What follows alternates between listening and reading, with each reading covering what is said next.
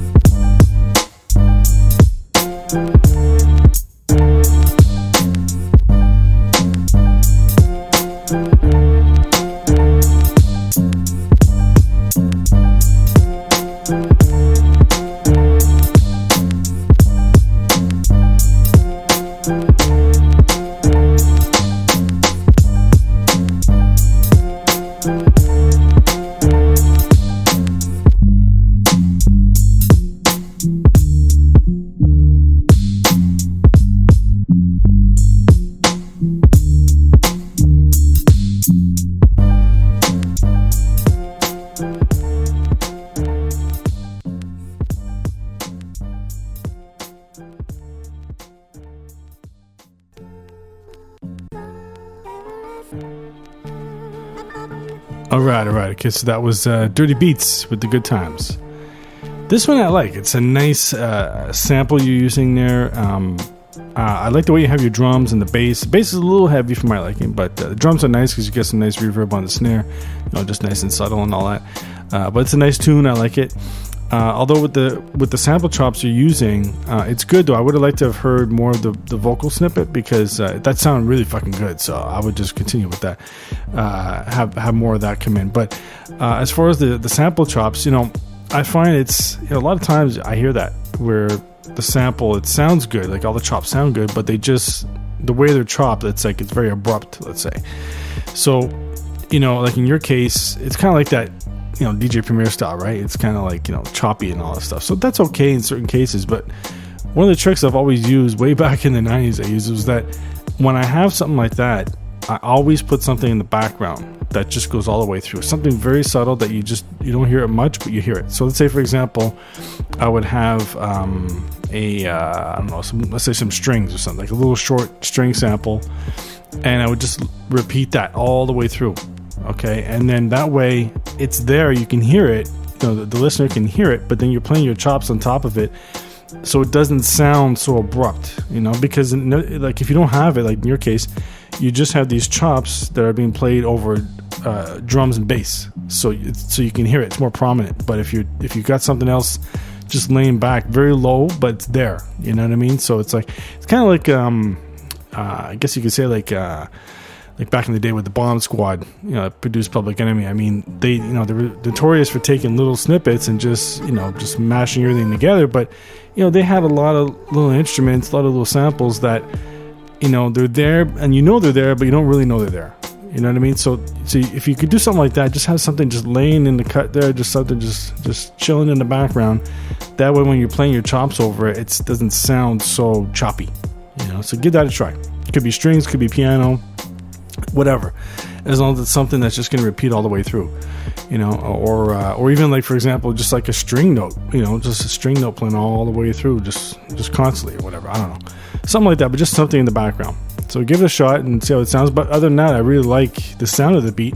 Like I said, I just would like to have heard more of the vocal snippet, because that was really dope. All right, so next up we got Ian Sears with Breeze. Let's check it out.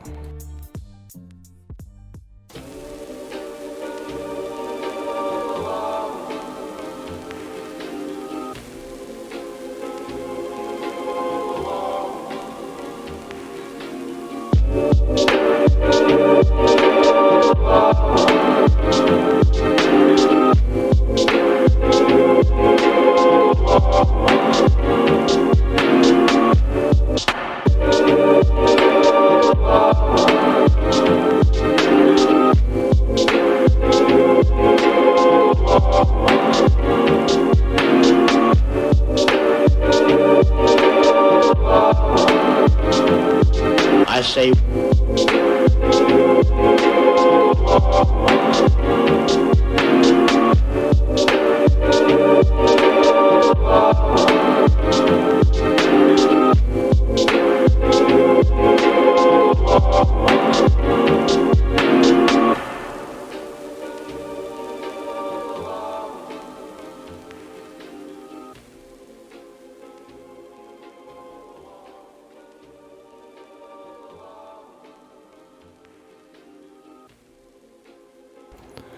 All right. Okay, so that was Ian Sears with Breeze. All right, so this one's interesting because I like this sample you're using with the vocals, right? It's got a lot of hiss and clicks and all that stuff. And what's interesting is that it's because you're using it at full volume, okay, as the main guts of your beat, okay, and that's okay. But like, I get what you're doing with it, but honestly, I think the best way to always do vocals in this case with samples is to put a high pass filter on it.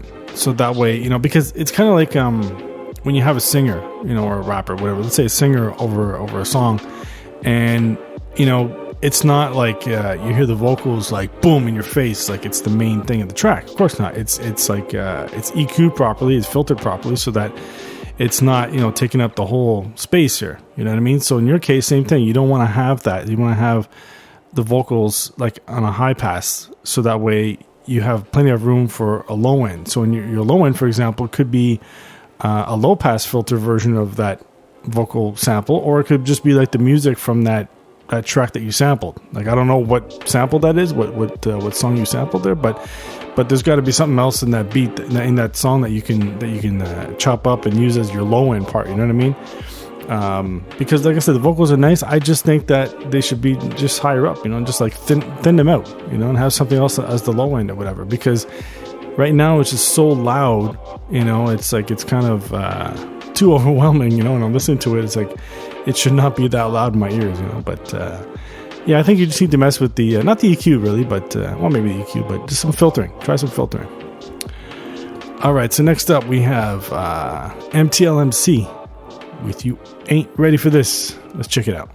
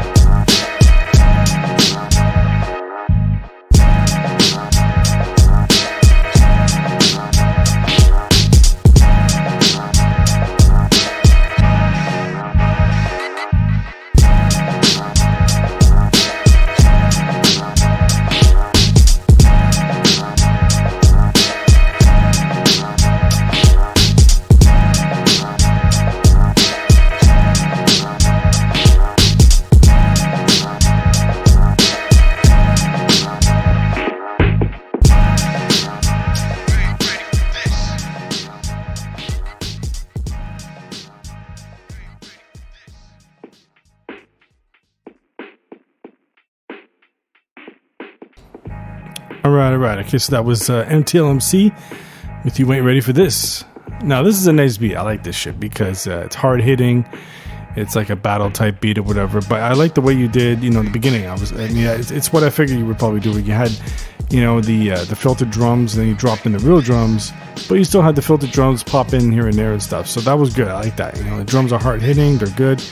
The samples you're using are great. It's a nice track. And the vocal snippets you have, you ain't ready for this, whatever. I mean, that's some dope shit. It just sounds very well put together. My main complaint though would be that I was just expecting some kind of like change up, some kind of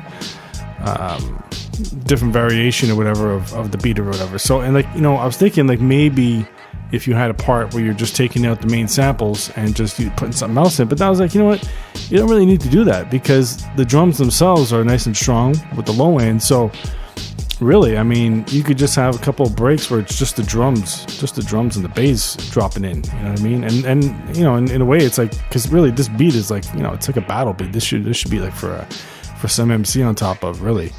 So I would consider that. I mean, I don't know if you're using the beat for that, but I think you should. I think it'd be great to hear some vocals on top of this shit. But if that's the case, then you definitely need some room with just the drums and bass playing, and then you can bring the sample in here and there, like just a little shot here and there and stuff. But other than that, I mean, I like the beat. It's very, very dope. I like it. Good job. Just needs a bit of variation. All right, so next up we have the last beat. It's No Nonsense Beats. They're lifting off. Let's check it out.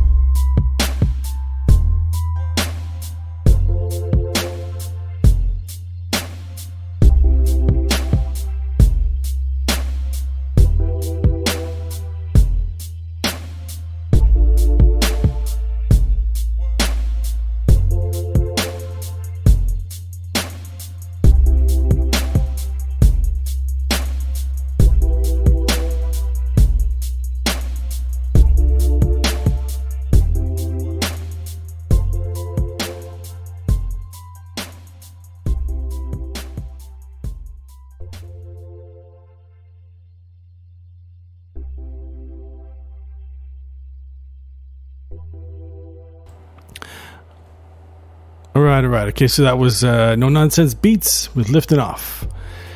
This beat is dope, man. I like this because it's such a, I mean, it's a great low end. First of all, I really like the low end. It's super smooth and all that. The only thing that I have to complain about is the fact that the main synth is just not loud enough, and the piano too. Like, you brought the piano in and stuff, which is nice, but it's just not loud enough. I mean, I was like, it sounds so dope, the synth. I was just like, I want to hear it louder. Like, why is it so low? That's the main thing. I was like, fuck, this is a dope beat. But that's the only thing, really, because you have that, you brought the piano in and all that stuff. And I was like, if this shit was louder, though, if those two tracks were louder, that would make a big difference, because this is one of those beats where I'm thinking to myself, well, maybe you could put, this is good for like a rapper on top of it, maybe even a singer. But then I was like, you know what? Actually, I'm thinking like some kind of robotic voice over it, you know, like something like you hear like in electronic music or something like that, you know what I mean? Just something like that coming in and out, I could totally see on this beat. But I just want to hear the synth louder. I mean, that's the only thing, you know. It's kind of weird. Why would you do that, man? I don't know. But anyway, no, get that shit louder, man. It sounds nice, the synth. I want to hear the synth by itself, you know, because that sounds really, really nice. I like it. But the low end too is nice. You know, lazy drums. Maybe the drums could have been spiced up a bit more, but I really like the low end. You know, it was really, really nice. So I could see somebody cruising around late at night with this shit, pissing off the neighborhood, blasting that shit. All right. Okay. So, yeah, it's a dope beat. All right. So that's it for me. I'm Mr. Fade. This is Attack of the Beats. Keep sending the beats in. I keep reviewing them. And my favorite beat this week, the winner is, drum roll please,